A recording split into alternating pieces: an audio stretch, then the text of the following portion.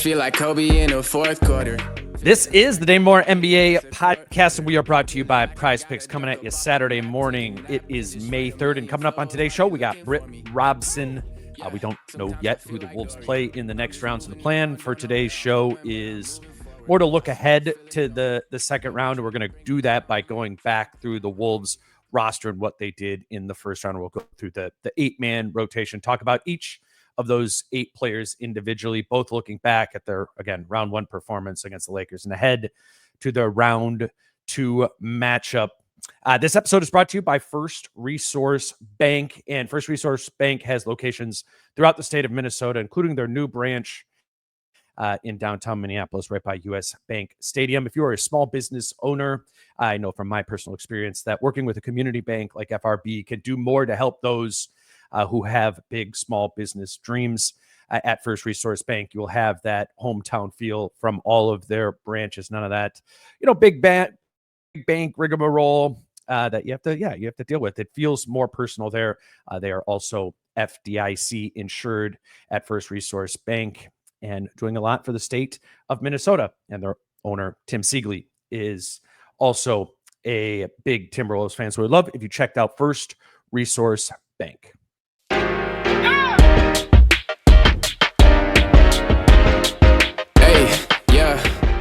All right, I got Britt Robson here with me, and what I want to do here, Britt, is just kind of go through the Wolves roster individually, both kind of recap what they did in the Lakers series on an individual level, and then kind of talk about what their role might be in round 2, whatever that might look like against Houston or Golden State, which are actually very different things. So we'll see how we do on that. I want to start with Rudy Gobert, though. Let's start there from the top. I got some stats on all the guys, and then I'll let you weigh in. Sure.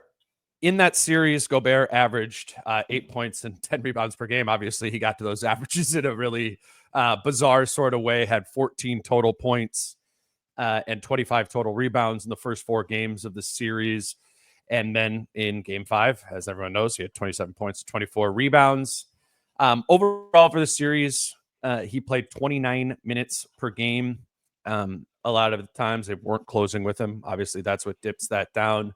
29 minutes per game is like less than Julius Randle, who for context played 38 minutes per game. So a lot less than Julius. Yeah. But kind of a lot more than Reid, who played 24 minutes per game in that series. A little bit of foul trouble and stuff there as well. I don't know. The last thing I have down there, overall, he shot 16 of 28 from the field. And the one other note I have is he didn't shoot free throws well. But the story really about Rudy Gobert specifically is what he did in game 5 to kind of wrap that up. And you and I haven't talked since that happened. So I want to get your thoughts there. But also kind of, looking forward of are we expecting, how much of it is it going to be the Rudy Gobert who was averaging like 3 points and 6 rebounds per game in games 1 through 4? Versus the 27 and 24 guy for that was in game 5. What can we reasonably expect from him? That'll kind of come through who the opponent is. But yeah, just you wrote about Rudy in your column off of game 5 about how he got the last laugh, but didn't take it. Just give me your Rudy thoughts generally here. Well, I think that what I think the overarching point is that the Wolves can counterpunch now, and that they are really good at it. They have extremely good options for whatever a team is going to throw at them. The biggest difference between this team and last year's team is the balance and the versatility at both ends of the court. They may not be as good in terms of having one skill that can take away everything from everybody else, which is their defense last year. But they have an ability to match up in a variety of ways. What we found out about Rudy specifically was that in the first 4 games of the series, the way the Lakers were defending him obviously did have an impact on what he was doing and who he was. It could have been an excuse. You never know. I mean, coaches and assistant coaches, we see every game and are right there on the sidelines.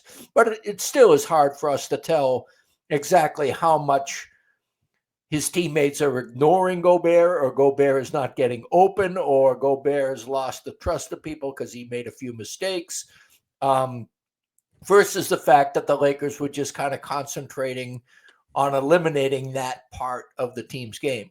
And by the dynamic of Game 5, you would have to argue that it was probably a little bit of both. Rudy got his confidence. Randle got a steal and fed him, and then Randle fed him again.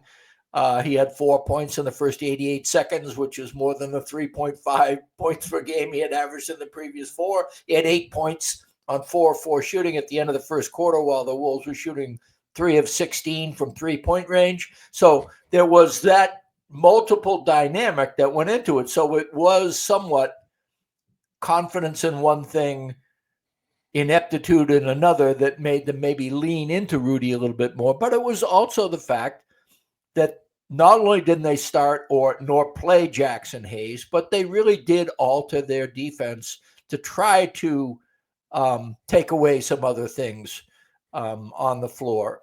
And I do think that we saw that, 27 and 24, and it was kind of familiar. I mean, it was the Rudy Gobert of, from mid-March to mid-April. I wrote a column just specifically about his magnificence on offense at one point in time. So I do think that how will that fare against it? Golden State, for example, is having a hell of a time with the two bigs from Houston right now. And Houston it will be interesting if you put Randle on Sengun and they do want to play two bigs. That's Gobert on Steven Adams. I mean, the point is that the Wolves have the personnel to match up big, to match up quick. It is a luxury, and that doesn't mean that it can't go sideways in a hurry if those matchups, the other team proves to win those contested matchups. But it does give this team a flexibility. Last thing I'll say about Rudy is in France, he sat and watched his team, lose the gold medal game, but thrive throughout the Olympics without him. The games 3 and 4 of the Lakers series, he sat and watched his team pull away in crunch time. It was a very, very clear-cut, correct decision by Finch to go the way he went in that, which meant sitting Rudy Gobert and sitting Mike Conley. And another strength of this team, I think, is that there's a lot of character. These guys stay ready. Gobert stayed ready, was there when he was needed. And I expect going forward that the success they had in the first round will enable Finch to continue to have a clear hand with an open mind on the part of his starting 8 as to who plays when. Yeah, you use the term pivot, right? Obviously, in the beginning of the series, they're pivoting into their quote-unquote smaller ball lineup with Reid at the 5, Julius Randle at the 4. But what a pivot truly implies, right, is the ability to go one direction and the other. They were really just going left, right, away from, at least from an offensive standpoint. Rudy was good defensively for the whole series, but we saw their ability to pivot in Game 5 to a different style of offense, or an effective offense that included Rudy Gobert. And I think what unlocks that pivot is trust from his teammates to be able to go that direction. You mentioned Julius Randle feeding him early. That was obviously, he's kind of like the poster boy of didn't trust Rudy, right? From the Toronto play. It's like the Toronto play is like the 2024-25 equivalent of the Luka step back, right? Where Randle didn't get him. It's the beaming moment.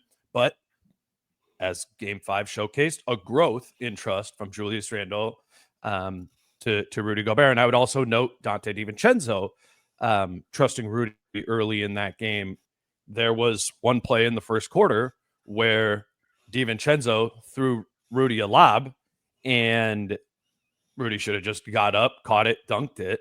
But Rudy kind of like didn't have really his feet set and ends up just kind of patty caking the ball out of bounds. Dante's letting him know about that. He's like, you got to go up and get that shit, dude. Like, and then they go back on defense. And then the next possession is kind of like semi-transition the other way.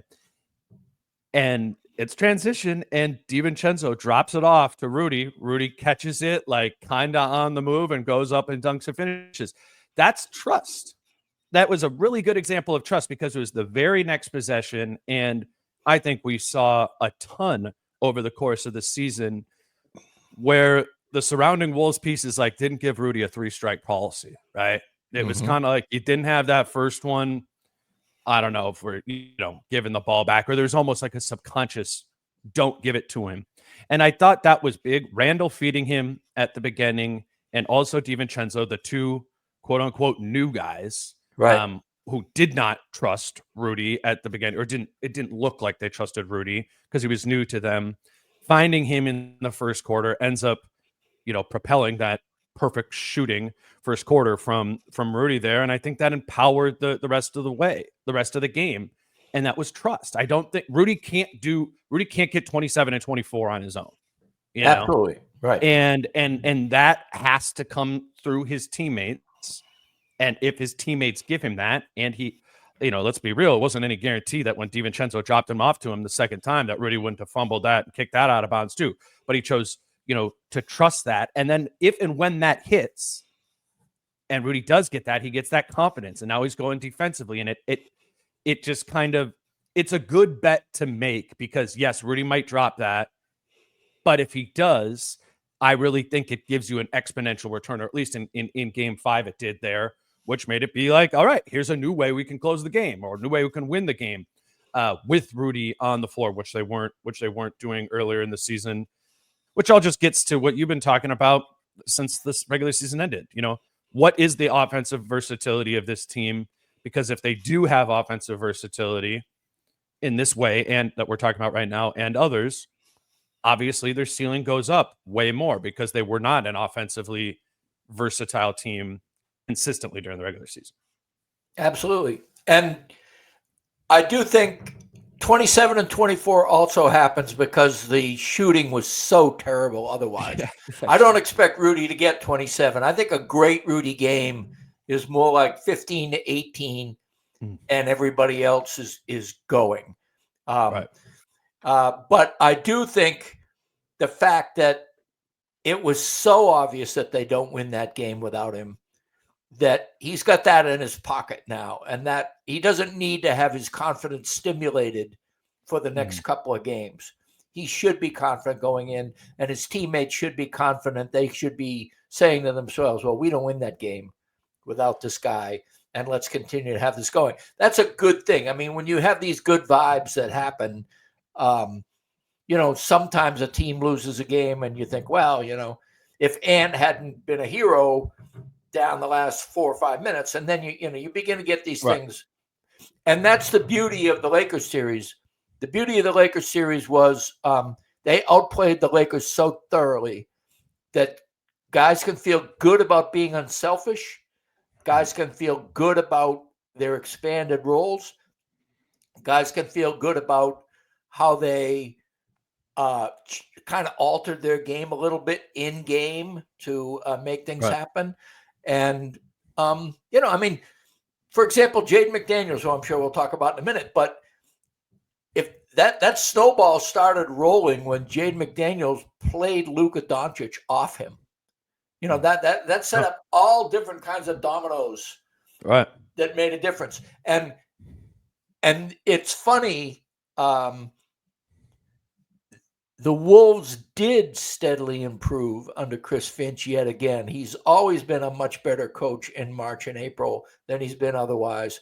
But this season, they not only improved because of familiarity, but they improved because of flexibility. And that's a huge thing. I mean, I know I keep hammering it, but to me, it is, if you're looking for optimism, the main reason to be optimistic is that this team has a lot of things in its bag right now.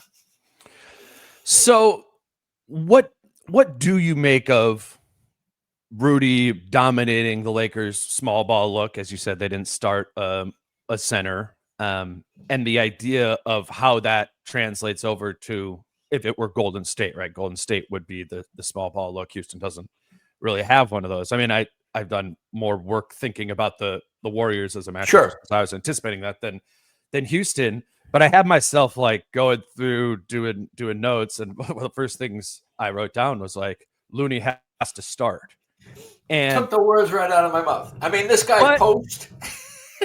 But hold on. I think we agree.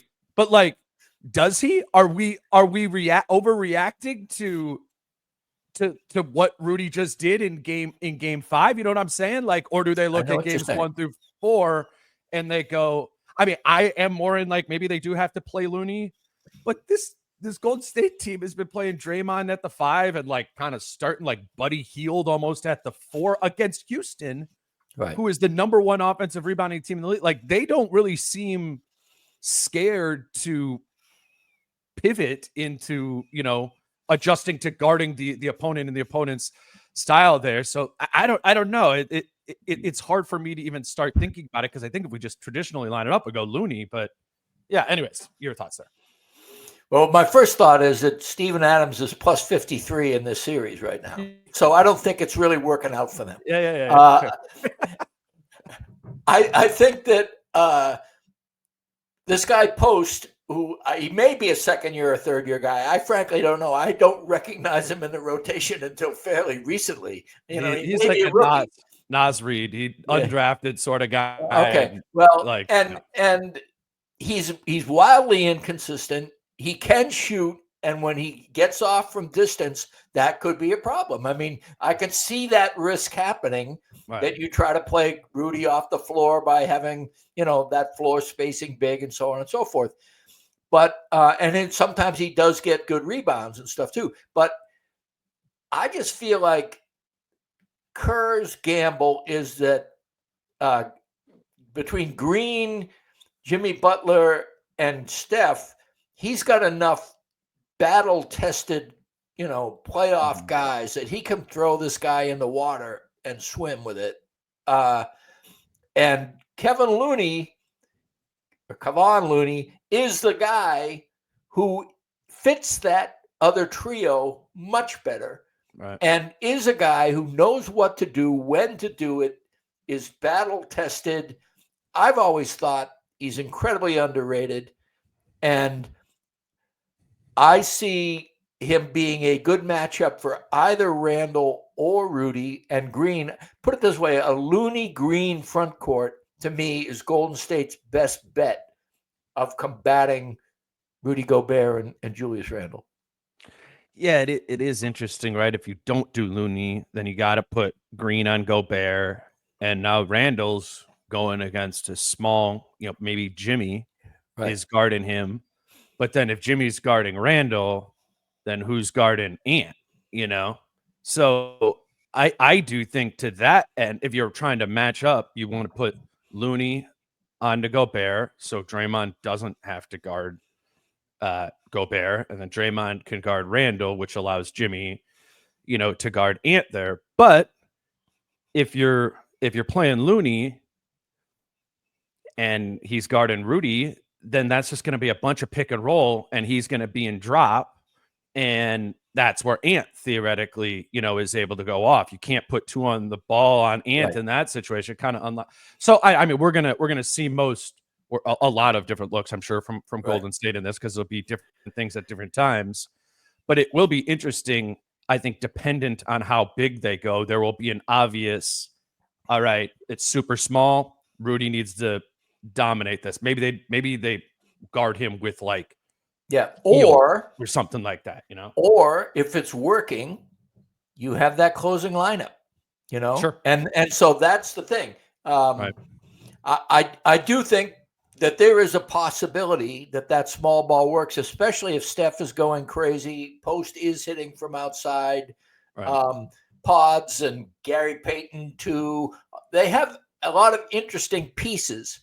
It's kind of remarkable and part of it is that, Butler got hurt and they had to throw in some subs, and then he's probably 70% of what he was before. But they still are kind of unfinished as to what they are and who they are, which is kind of similar to the Lakers. The Lakers, bro. And meanwhile, the Wolves have been polishing like the edges of their secondary lineups. So that's one of the reasons, and I get it. I understand, playoff Steph, and believe me, early in this series, when the Rockets were trying to take away Curry, and he was just, he's been amazing. And I don't necessarily even think it's the thumb that has been the difference. He had a rough fourth quarter last night. It's just that he's human. But I still, even the dreaded Steph Curry matchup, I would rather face the Warriors than the Rockets. And part of it is home court advantage. Part of it is just, I like the fact that in the matchup gambles, Golden State small ball would be a gamble, and the Wolves have had recent success about, destroying small ball gambles. So I kind of like that matchup, and I don't like the fact that if Houston comes back from 3-1, they're already a really rugged team, and they're young and now confident. They're a tough team too, boy. So anyway, we can go on to other people in this. Let me grab our first break here, and we'll move to Ant. Okay. Today's show is brought to you by Adriana Lonick at Coldwell Banker Realty. And if you are looking for a realtor, Adriana is licensed in Minnesota and Wisconsin. We had during the regular season a giveaway for, if you set up a free consultation with her, you'd be entered to win a set of tickets. And we'll do that again. It'll be for the regular season next year. We'll get you some tickets there. But if you are buying or selling a home, you need a realtor.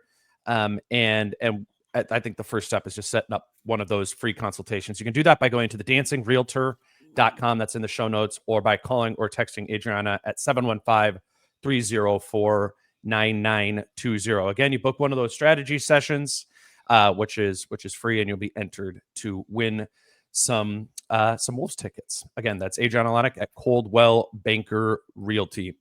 Today's show is also brought to you by Prize Picks, and we'll have the Wolves Warriors or Wolves Rockets picks up there once that Warriors Rockets series is done. But they do have the numbers up for Knicks Celtics game 1 up there if you want to buy or sell Cat's performance in that one. Also, Pacers Cavs is up there as well. But I was looking at game 7 of Nuggets Clippers, and what I like is Jamal Murray in a game 7. Keep it simple. Just give me the points, more than 21.5 points.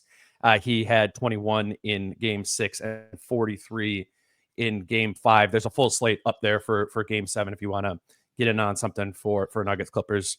If you are watching these things, it's fun to put $5 on something and have a little extra going on the line, kind of based on what you think has been going on in the series or predictions of how it's going to move. I think it's a fun way to kind of put your coach's hat on. Again, that's at prizepicks.com or on the Prize Picks app.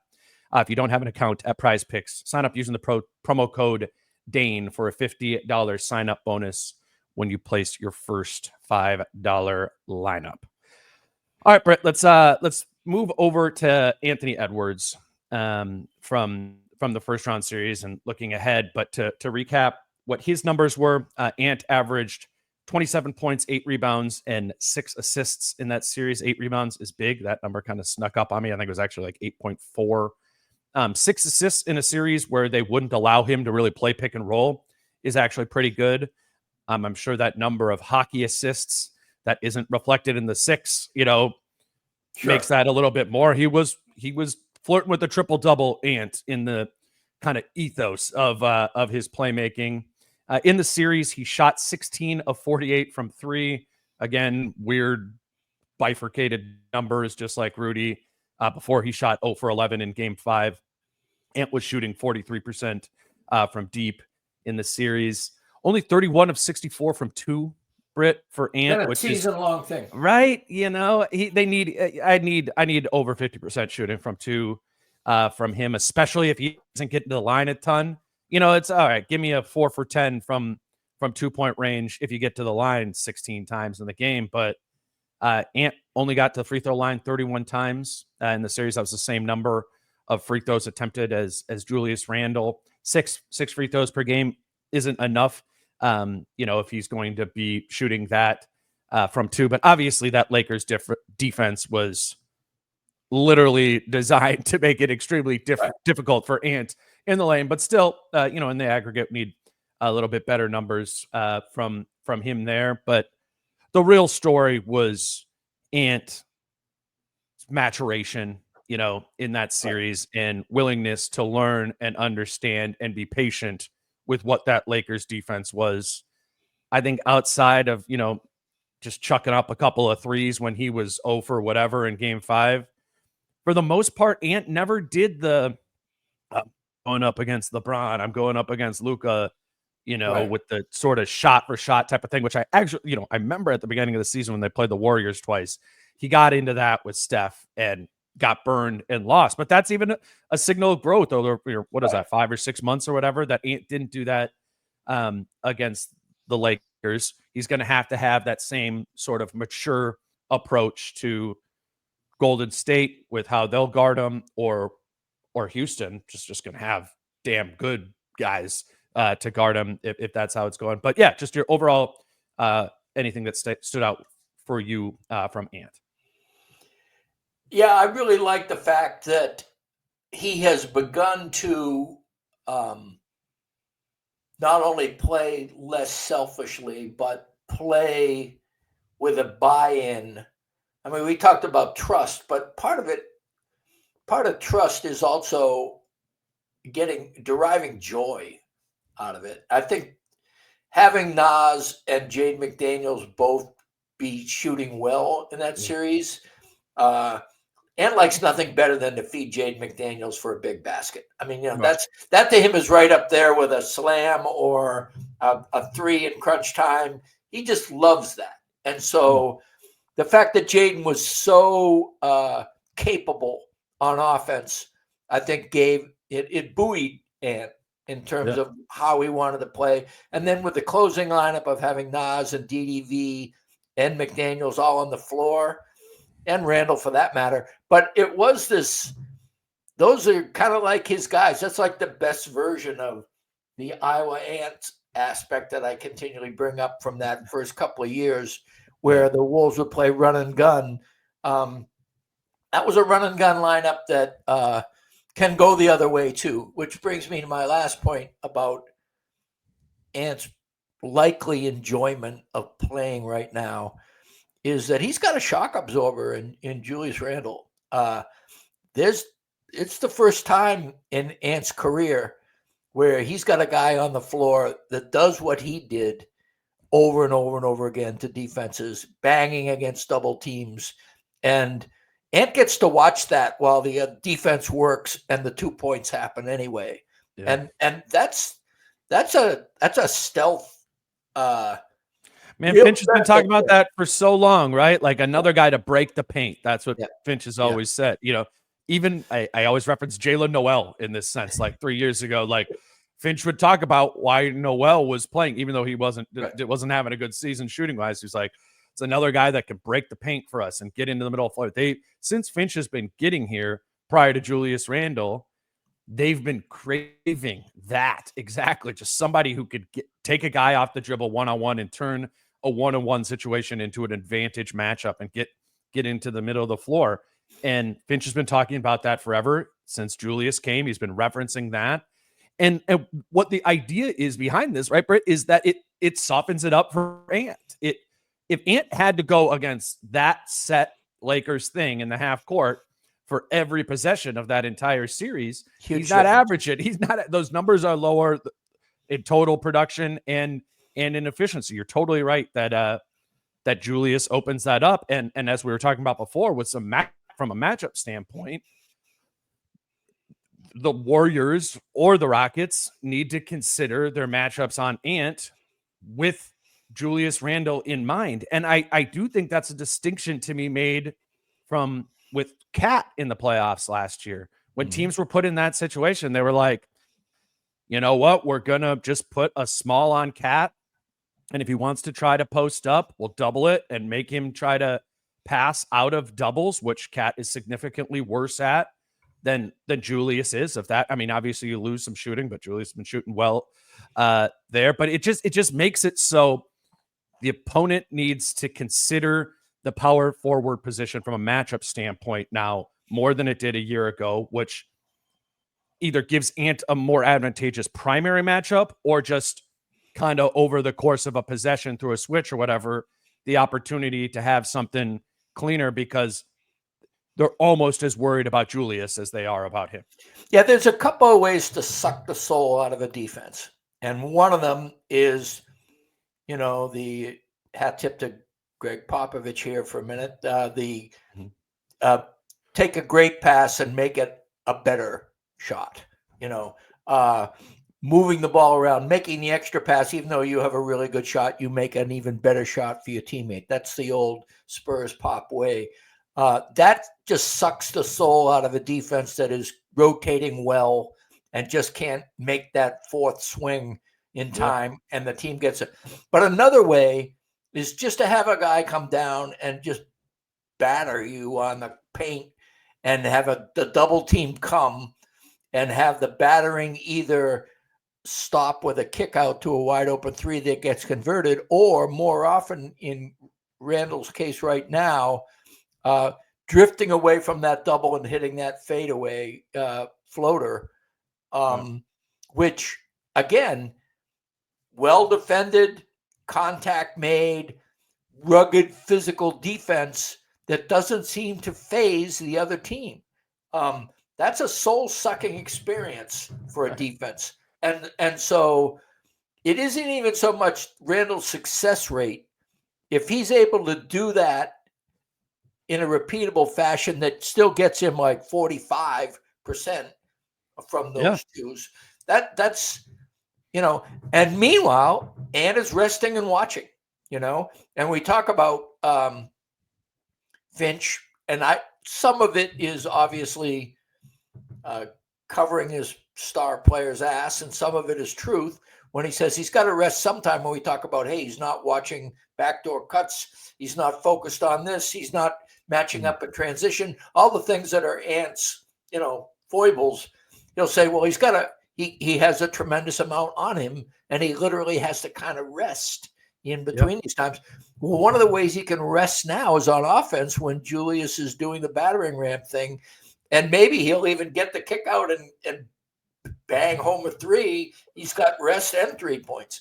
So if you're rested, it's not tiring to take it open, catch and shoot three. Yeah, exactly. So I do think my opinion on Randle's signature play has gone 180 degrees from what it was in the first month of the season, when it was just so obvious he was a ball hog that was taking playmaking away from Mike Conley and forcing Jaden McDaniels into a role he couldn't play well, and ruining the spacing between Ant and Rudy Gobert, who had kind of worked out something.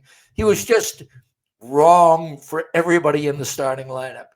And now, not only Randle, but everybody else has adjusted, but it needed to be Randle's adjustment first that prompted everybody else to adjust. And I do think that the fact that Randle has gotten to a point where he not only wants to do the right thing, he has a player option and he loves this coach right now and loves what's being done. He wants to keep this vibe going, but also he knows the tendencies of the other guys on the floor now.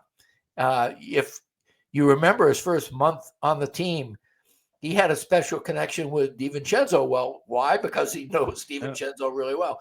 He's a smart player, and the fact that he is forward, he's like a point guard would need to know their teammates well, so as to put them in the right position. He plays that position.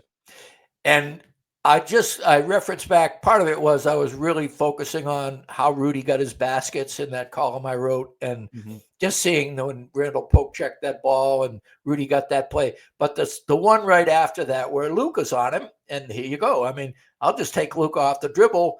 Luka's going to get beat, and the big comes over, whoever is resembling the big on the Lakers, and I just feed it to Gobert. And, it was so easy, that play.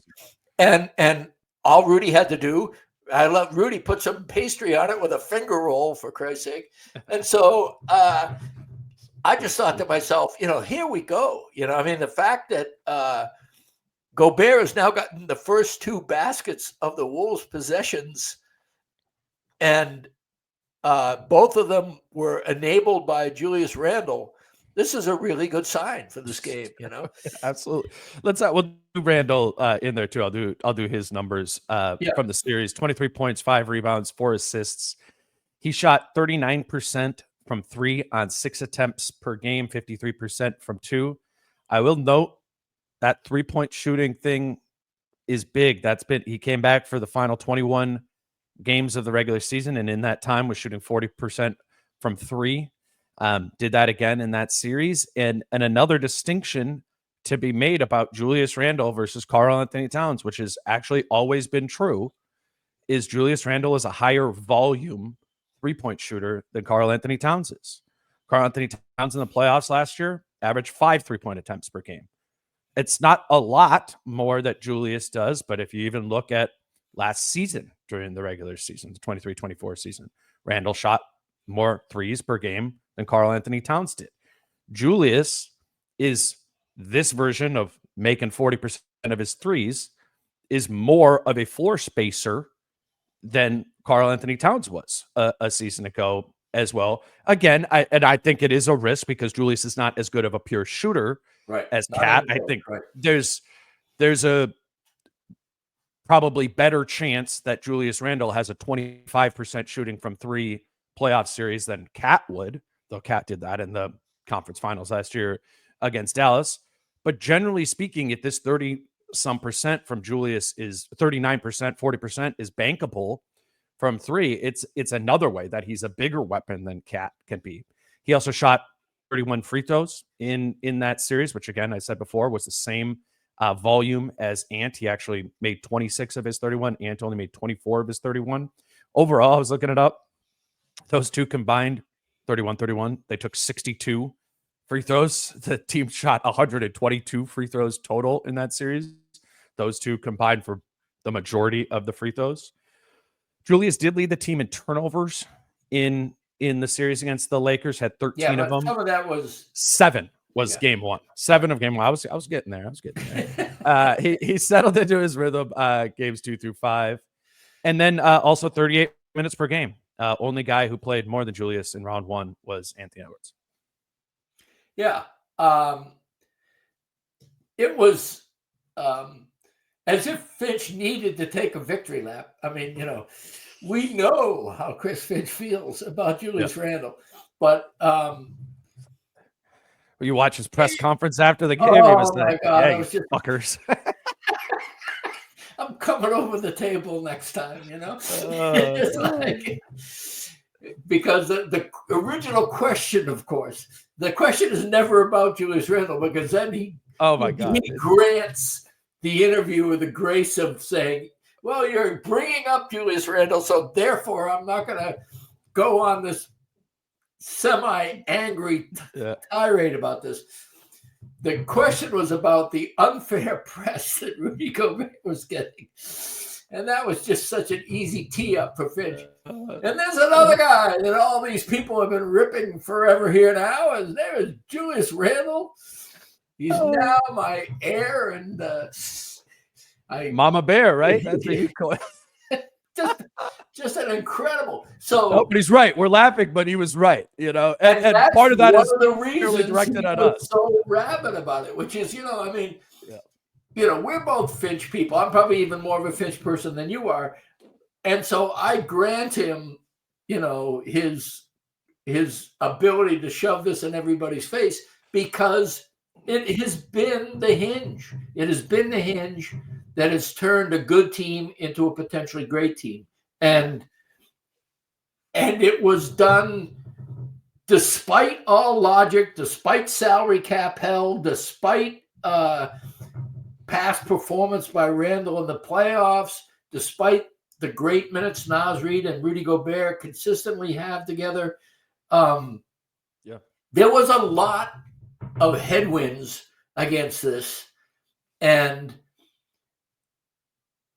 those two guys from day one that Julius Randle has been on this roster, both of them have basically had a pact that we are going to live and die together on this. We are going to support each other, and this is the way it's going to go.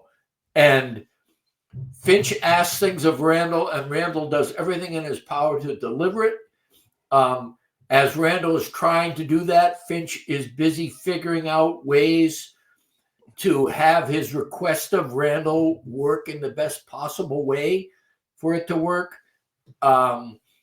It is a coach and a player like dedicating themselves to making that player be the best he can be in a situation where having that be such a high priority was an enormous risk. I certainly thought it was risky. I thought it was silly, quite frankly. It was the biggest disagreement I've had with Finch the entire time he's been here.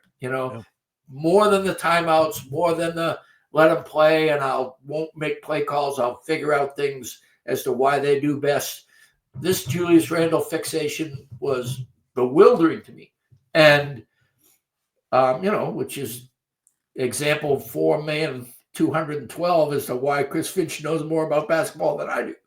But yeah, check your math there. Yeah, well, it was 11 and now it's 12. Yeah. So hats off to those two.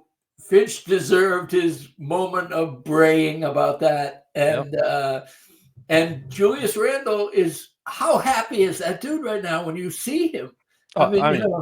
Night and day. And again, all this is as the Wolves pretty much have already exceeded the expectations of most of their realistic followers. And so you have a situation where they're kind of playing with found money, and they're playing with a lot of confidence, and they're playing with it now being not a stopgap, but a sustainable thing that is a part of the team's identity. Right. It has broadened and deepened the team at the same time. And to everyone else's credit, on the one hand, you've got this Naz, McDaniels, Ant thing that is a thing. That's a 5-year out, pot of gold. You don't want to mess with it. And yet you have Rudy signed for 2 more years, and now you have Randle as suddenly a really key piece.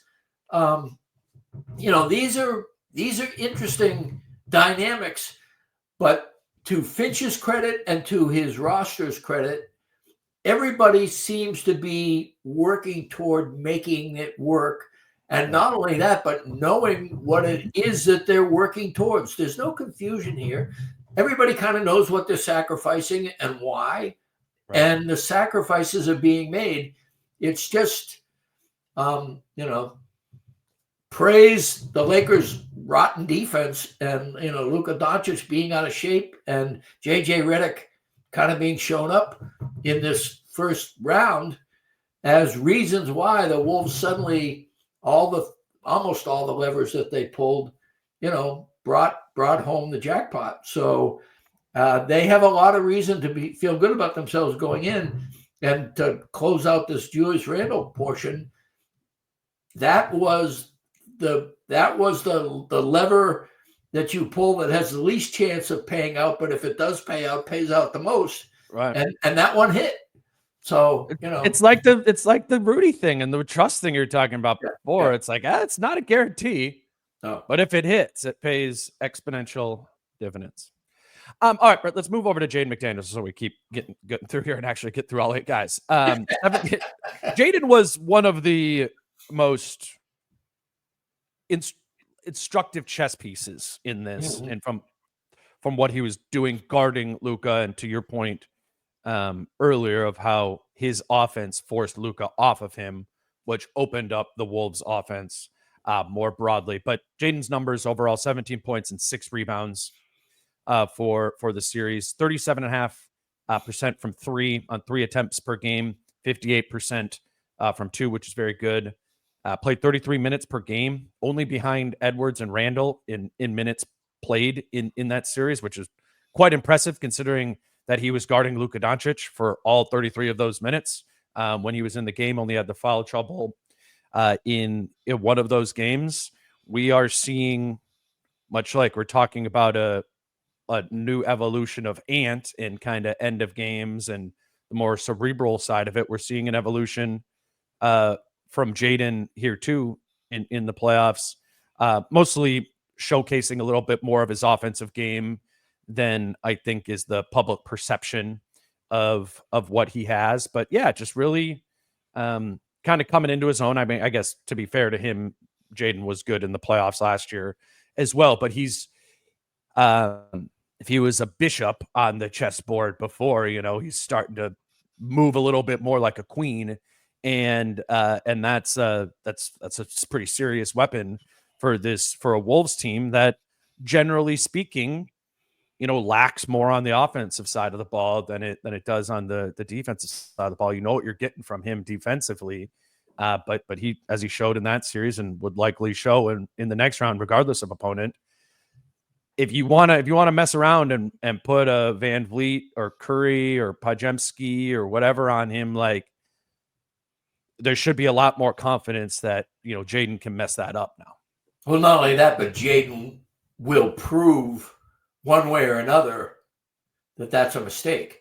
Yep. I mean, the thing about it is, I think that Jaden used to jump at good matchups for him and prove them wrong. But now I think he will do it in a much more intelligent way because he knows that it's part of the team's plan.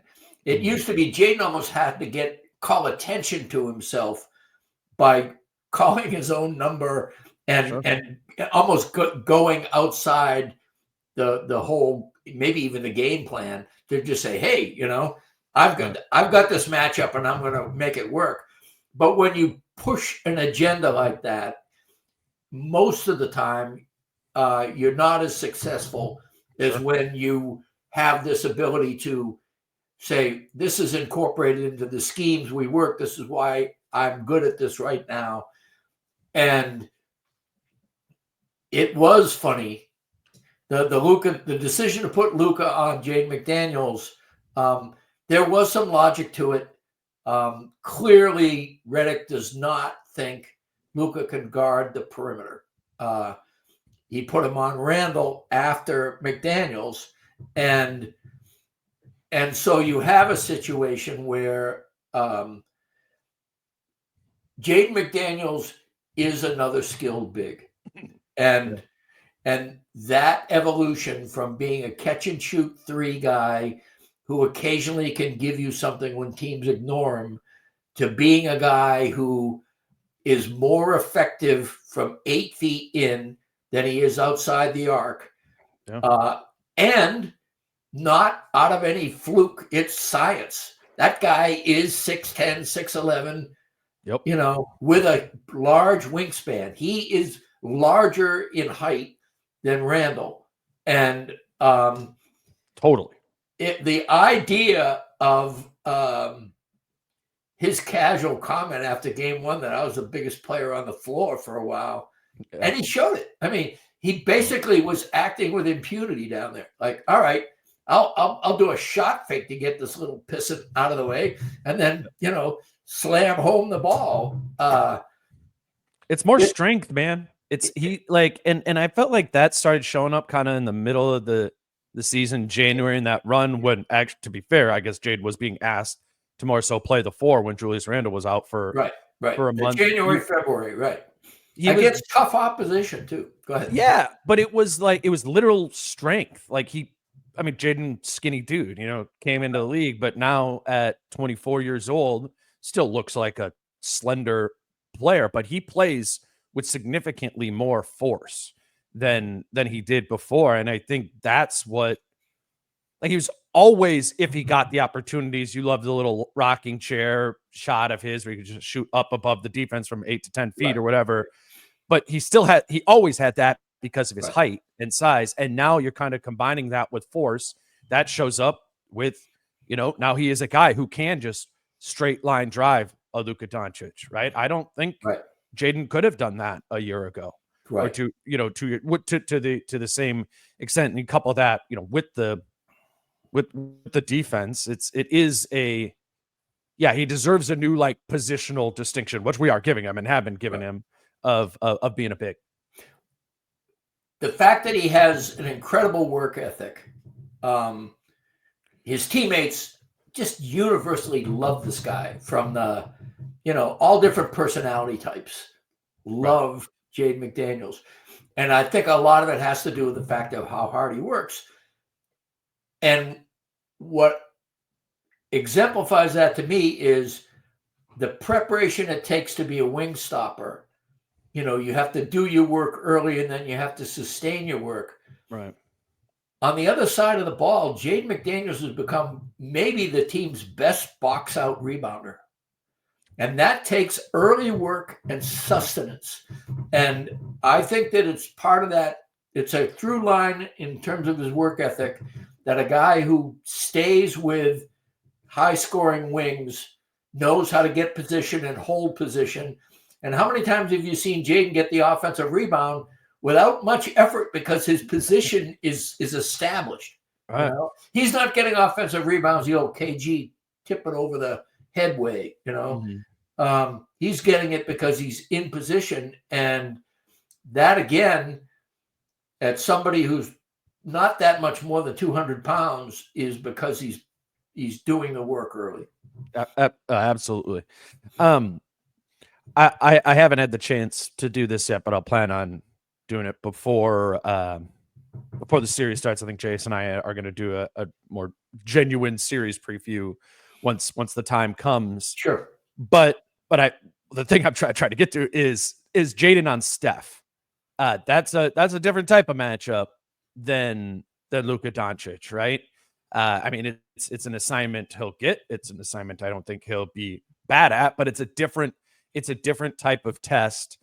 And I would say, like, generally speaking, the worst archetype of matchup for Jaden is a really speed, quick guard.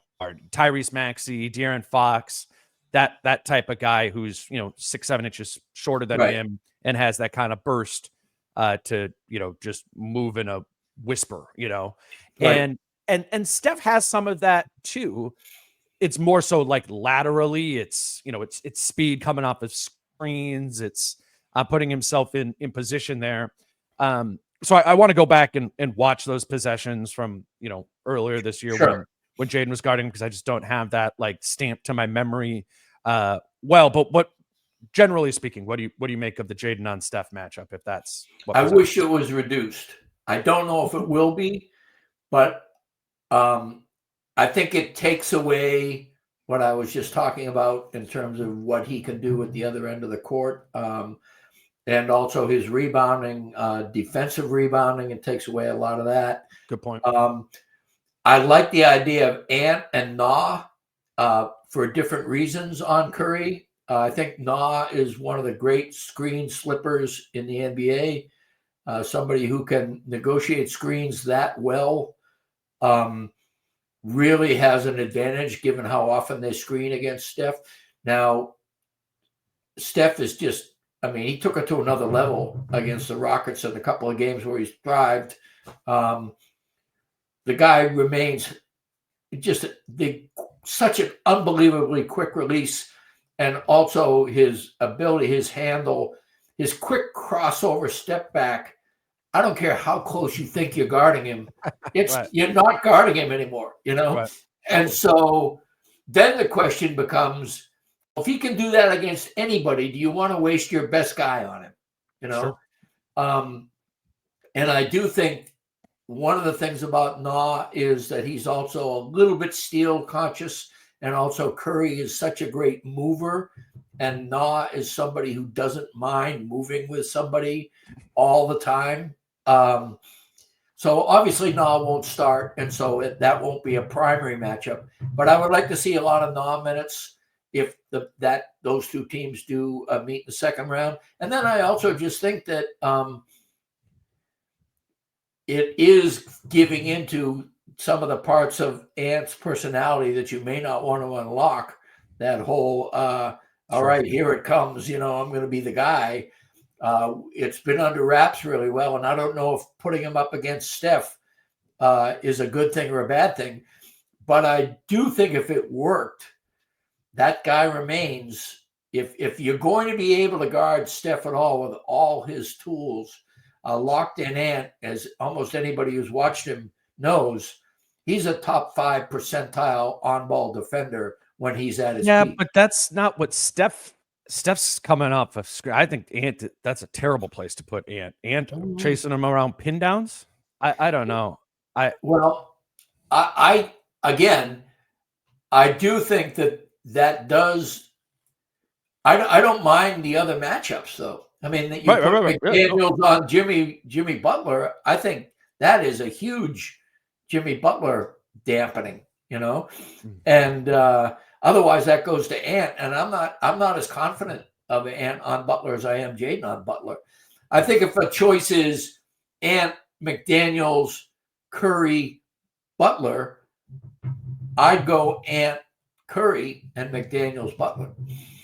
I think I would go the opposite way on that. I think Jimmy's a little bit more, he's playing in isolation, less use of a screen. And that's just my general rule with Ant is keep him away from screens and you get better defense. The Wolves' typical chase defender is Mike Conley. I don't know if they try to tuck some of his minutes onto Steph there just from the chase standpoint. Let me do Mike's numbers here from the last round. Kind of try and get through all these guys, but I think that's a relevant point to Mike in the Golden State matchup. Mike Conley averaged 6 points, 3 rebounds, and 3 assists per game in the series. Played 24 minutes per game against the Lakers, which was 7th on the team. The only rotation guy that played less than him was Nickeil Alexander-Walker, so that means Reid played more than Mike Conley, even though he came off the bench. Dante DiVincenzo played more than Mike Conley, even though he came off the bench. Mike only shot 5 of 17 from 3 in that series, 29%. They need better than that from him. That has to be his area that he helps. He needs to take them, as I know is always your point of, not turning them down, but he's got to make them too. He was 5 of 11 from 2, which feels like, I don't know, maybe a little bit more 2-point. Yeah, maybe a little bit more. Oh, yeah, the mix. Yeah, the mix was definitely more. Right. But obviously Mike has a generally smaller role on this team right now, even though he's a starter. I think that would probably be true against either of these opponents as well. It would kind of remain the status quo. Houston might be tough for him to find a matchup. Probably for him just in general is like better matchup for Mike Conley is the smaller team, which Golden State would hit there. But I don't know about, does that mean Steph?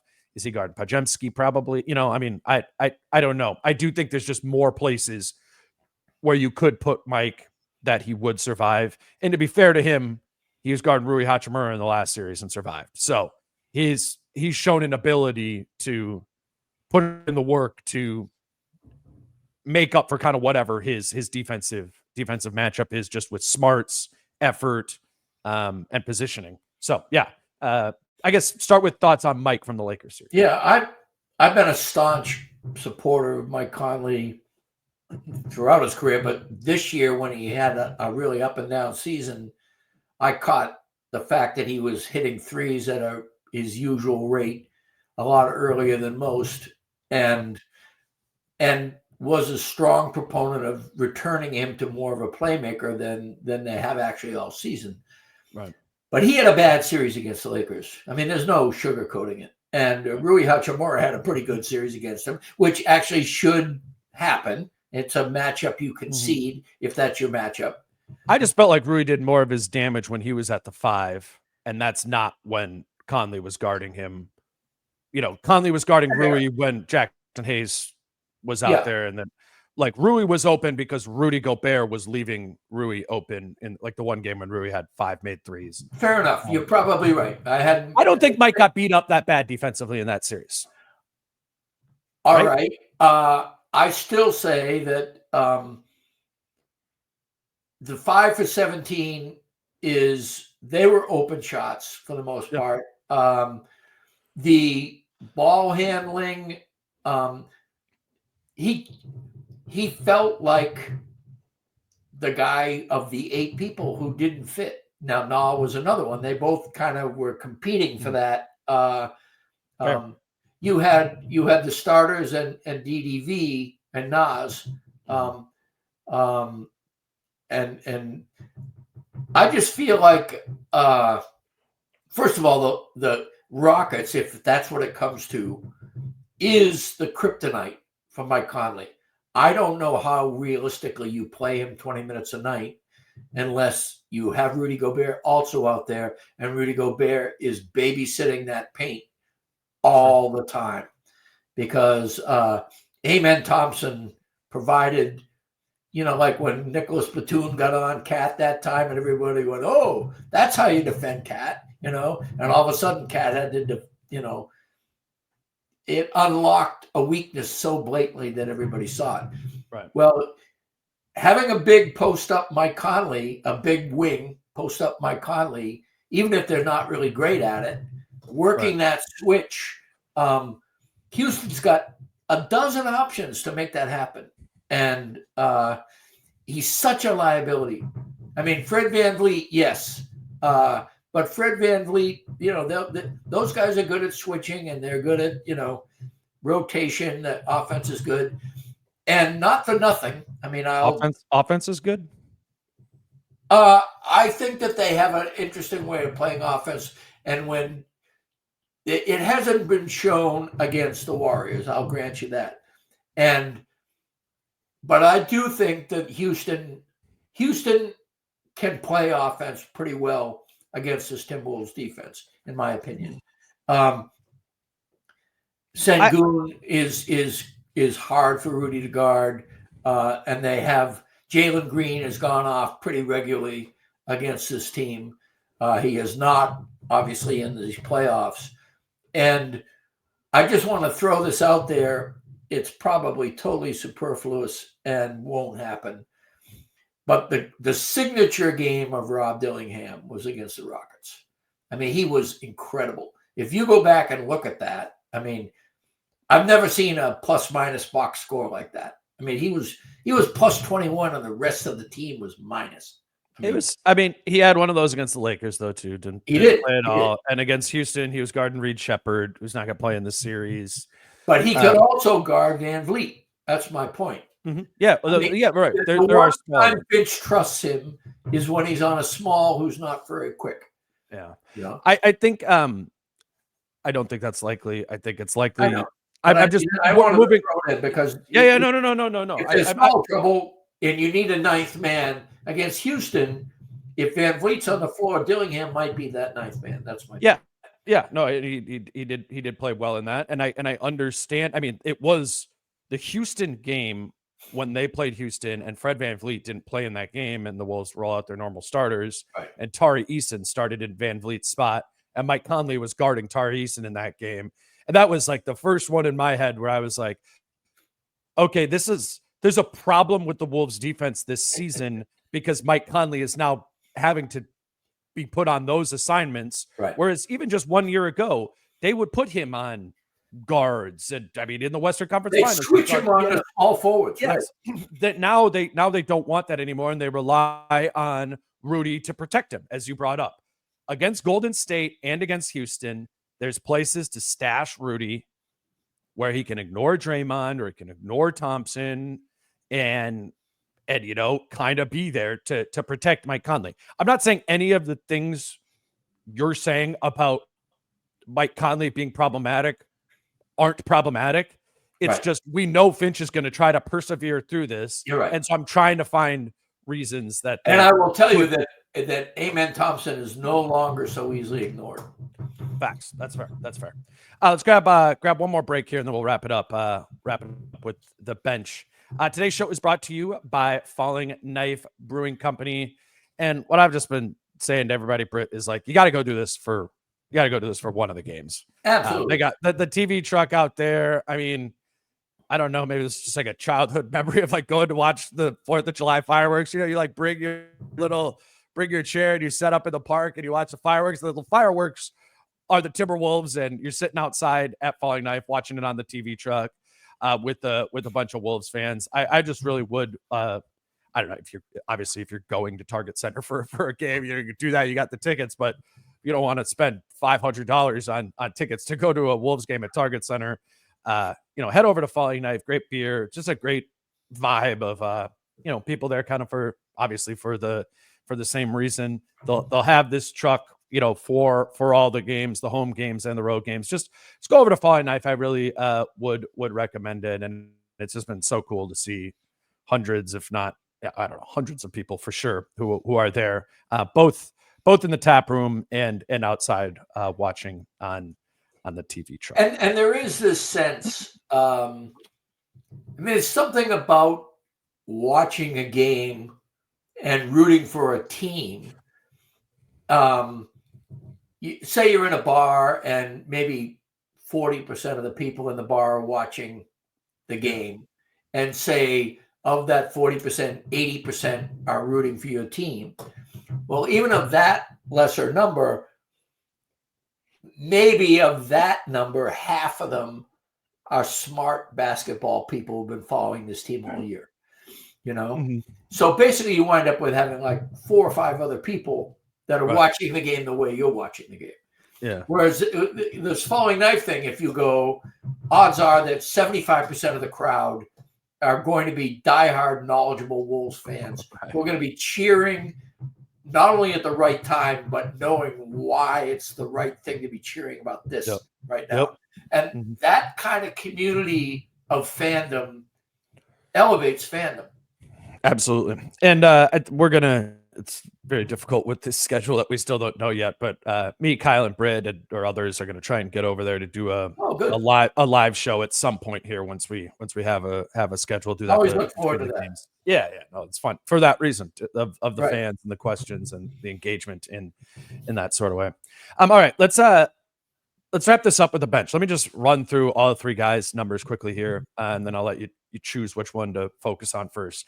Naz Reid, 12 points, 4 rebounds, 1 assist, 24 minutes per game. That was 6th on the team. He was behind DiVincenzo in minutes, again, ahead of Conley. He did lead the team in blocks in the series, had more than Rudy, 1 per game.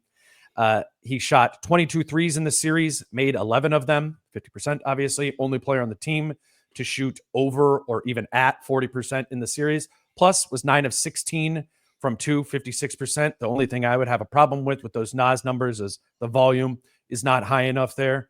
22 threes wasn't enough for him. He was not one of the leaders in 3-point volume in that series. Donte DiVincenzo averaged 8 points, 4 rebounds, and 3 assists in the series, 26 minutes per game. Again, more than Nas. He only shot 19% from 3, 6 of 31.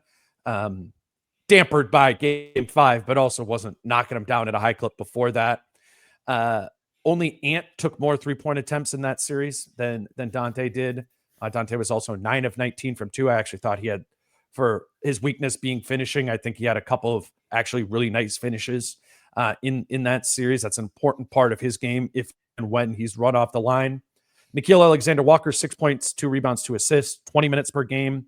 Again, he was 8th on the team in minutes, but 20 minutes per game for the 8th man is a hell of a lot more minutes per game than the rest of the 8th men in these playoffs are getting. Nickeil also did not shoot well from 3, which unfortunately continues to trend from the end of last season's playoffs. He was 22% from 3, 5 of 23. Volume was really high too. If you kind of look at it at a per minute, per 100 possessions basis, Reid, Conley, and McDaniels all played more total minutes than Alexander Walker did, but shot fewer 3-point attempts. That's just basic box score stuff. Obviously, there's a lot more nuance to all of that. Which one of those 3 you want to start with? I want to start with Nas because, to me, one of the huge open questions coming into this season's playoffs was, would we get Naz Reid actually functioning up to capability under pressure? Mhm. The dirty little secret was that Nas often retreats in big moments. Sure. He does not. His field goal percentage has not been good in postseason, and in the clutch this season when he's been on the floor, which hasn't been all that often. He was underperforming, and he's got a player option coming this year. Obviously, the Wolves would be idiots not to give him a bump and extend him and so on and so forth. But the size of that and the momentum for that, I thought really one of the factors of this was going to be how he showed up. Sure. And the idea that, he was playing well enough that Finch wanted to go with him in that closing lineup. The fact that he didn't run from his game, he elevated his game in those two closing moments. I mean, Nas made his bones on those two closing segments where he was 9 for 10 from the field and 6 for 6 from 3-point range, and just looked fantastic. Those were opened big up that moments. offensive versatility, right? He is that. Exactly. He unlocks them. Yeah. They were game-winning performances, and Nas has not won a lot of big games for this team over his time on the Wolves. That was the part of his resume that needed some ink on it, and he put it in there in this series. And so I thought that was huge. I think it's important that sustains, so it isn't a one-off. But it gives the team, I would imagine, a lot of faith going forward. So I would say that's the thing. And also, you mentioned the blocks. I also think that in addition to a lot of those were chase blocks, which is actually when I think Nas is an interesting rim protector. He seems to be a better rim protector from behind. Also, his perimeter defense on Doncic and man, 2 of those blocks and on LeBron in those clutch time moments was another eye-opening thing. So that would be the first thing I'd say. Yeah, no, I think what you're talking about with end of game stuff with him is like a micro example of a quote unquote problem in the macro of Nas, which is inconsistency, which to some extent inherently comes with being a 6 man. And, you kind of need to amalgamate your game right to whatever the flow of that night is. That's part of, being. And being to your point, man. when he has started, he has been more consistent. Yes. Yeah. So, and I think what you're getting at is Nas is seeming like a more bankably consistent player in this playoffs than he was a season ago. At the same time, I wouldn't say that was a consistent series from Nas Reid, even if the clutch time stuff was there. So that would just be, regardless of opponent, an X factor in that series would be what can Nas do consistently in that series, and if he doesn't start a game well, can he bring himself back around, which he, to his credit, did show in that Lakers series.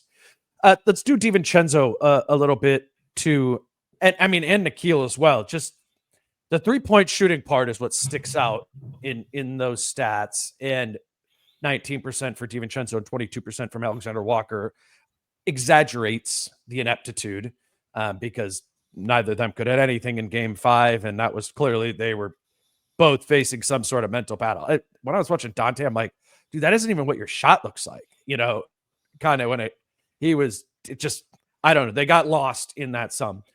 I think Dante is just a better shooter than Nikhil Alexander Walker is because he's an elite, shooter in the league.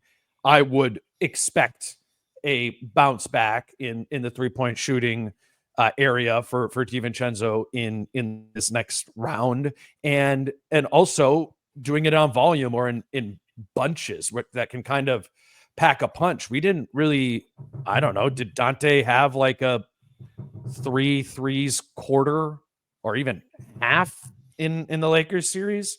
I don't think so. And those have been when the Wolves go on explosive runs, which they many times did, and when those mixed bench groups, those explosive runs almost always included knockout blows of 3-point shooting from DiVincenzo and Reid, sort of together. But I think I'm thinking about this more so in a progression to the mean for him, expecting that, a high volume 40% 3-point shooting series, I think is, in my mind, a lot more likely for DiVincenzo in round 2 than, again, the 6 of 31 that he shot against the Lakers. Well, I 100% co-sign everything you just said. I think that DiVincenzo has made huge shots for a variety of teams late in the playoffs. Nope. So the idea that he's suddenly going to lose his nerve or lose himself for an entire postseason makes no sense to me. It will be one of those weird NBA mysterious things that occasionally befalls a team if it happens, but it should not logically happen. I'm sure at this point in time, he's feeling really good about the fact that he had a wretched shooting series and they won in 5. It's not like he didn't do other things. He inspired transition. He was really active defensively. Right. So he did. The good thing about him is like the rest of his game doesn't change when he's not shooting. Right. And also, Nas, sometimes it does. And Nah. Oh, did you say Nah? I said Nah. So sorry. Well, I guess both of them. Yeah. Yeah. Right. He's tough, and you see it on the rebounds. You see him on perimeter double teams, especially. You see that he doesn't become the second guy in a double team. If he's double teaming, he's the first guy. And I like and so it is kind of that attitude and that performance. Yeah, he racks up some needless fouls, and sometimes his decision making, going for steals and stuff, is a little too aggressive. Yeah, but because if he gets hit, he's hitting you back. It's like when Mike Conley makes a turnover and tries to go immediately steal the ball back from the guy who he turned it over to. Like, if you accidentally hit Dante DiVincenzo in the eye, you're getting I know what you're thinking of. You're thinking of that play where he got tossed out of bounds and basically destroyed the person on the next play. It's like, all right, this is going to be worth the whistle, Yeah. And he feels like he's owed it or something. He's like, whatever, I'm taking this. Right. You did it to me. The big ragu, right? Yeah. Yeah. But that aspect against a team that plays quote unquote soft like Golden State or plays quote unquote really tough like Houston, both feed in really well. I mean, you need to fight fire with fire when it comes to the Rockets. You need a guy, it's like a Tara Eason type. Not really a Dylan Brooks type, but a Tara Eason type. And, Amen Thompson, in my view, is a whole other universe. But somebody who is not a defensive stopper by trade, but is somebody who is good at messing you up, is necessary. The fact that he is a rebounding guard, you can count on him just naturally being part of the people in the mix for a rebound whenever he's in the game. That is wearying on another team. And that is something that has to be accounted for. It changes the dynamic of the other wings on the floor. Mm-hmm. And so I think that there's some things about DiVincenzo's game that makes teams have to respond in a rugged manner. And Golden State, I don't think, has as much of an appetite for it. It's not that they can't do it. I think Pods is by nature kind of a feisty guy.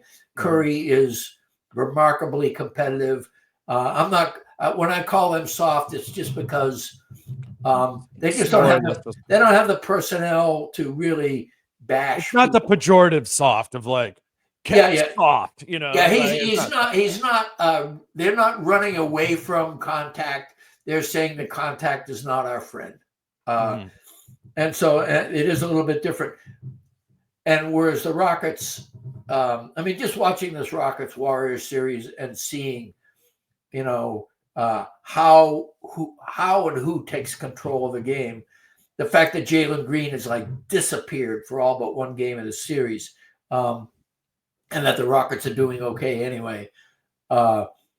There's just a lot of different dynamics, and having a tough wing player, getting back to DDV, really dramatizes that aspect of the game, physicality, and the ability to have that need to be responded to.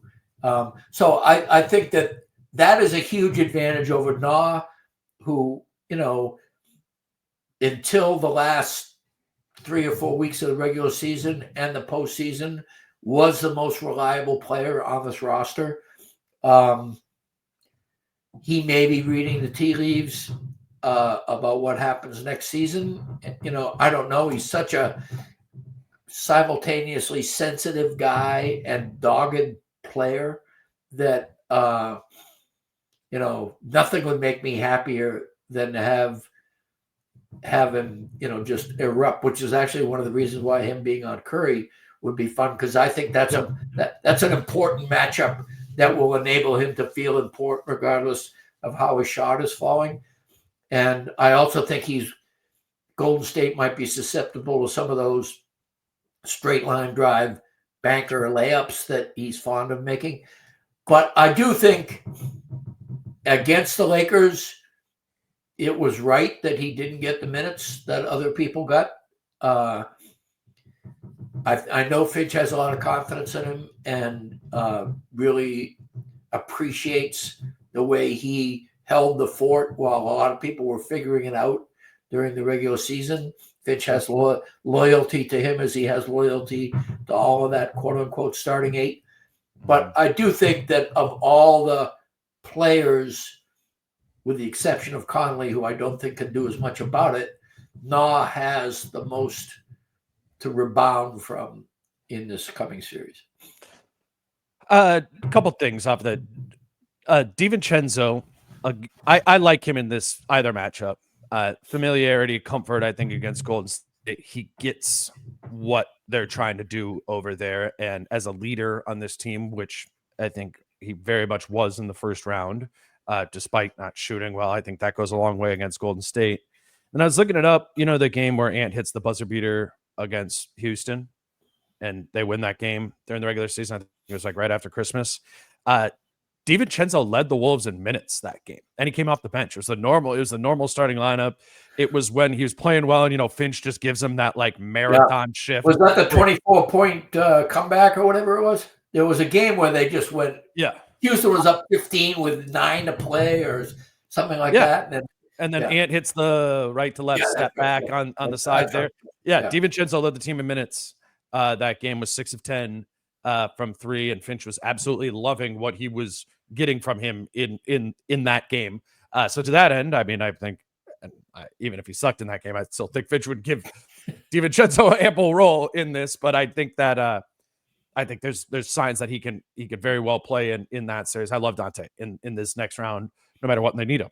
Nickeil, there's something that feels a little bit more variable to him, which is weird. I get what you're saying off of his consistency, psychological or whatever it might be, from a shooting standpoint in the playoffs. Like DiVincenzo shooting 19% from 3 is a lot weirder to me in that series than Nickeil shooting 22% from 3.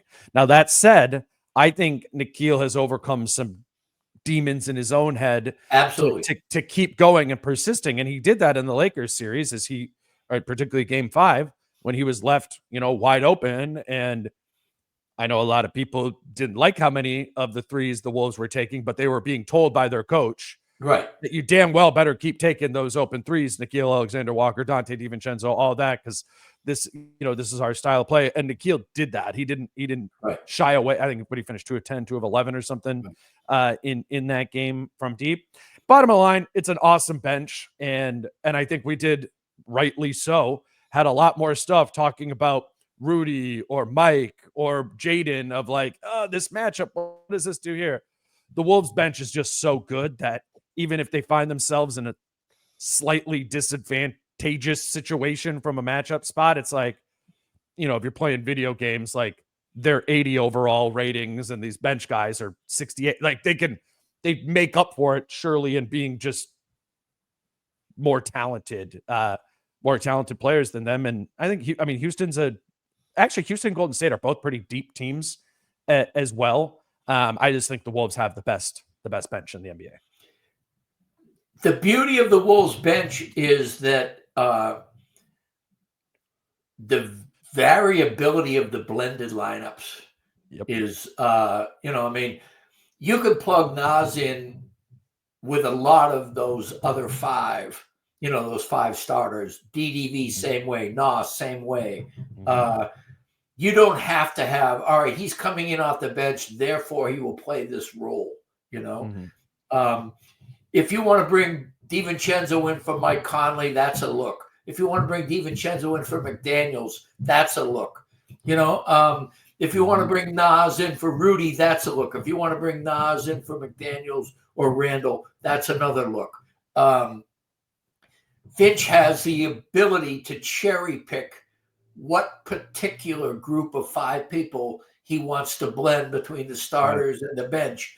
And that is why people are raving about the Wolves bench, because they're multi-purpose synergy players.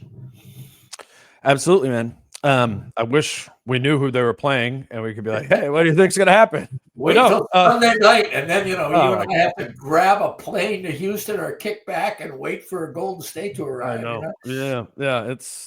It's a journey. The playoffs are a journey. And we'll enough about the team. What about us? Yeah, right. Seriously.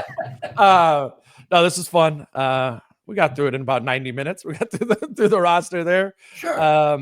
I would, for listeners, Britt wrote a great piece on Rudy Gobert, not specifically about Game 5, but how Game 5 kind of taps into the bigger narrative around Rudy Gobert. And I like the way you wrote about how he deals with it, which is largely through ignorance.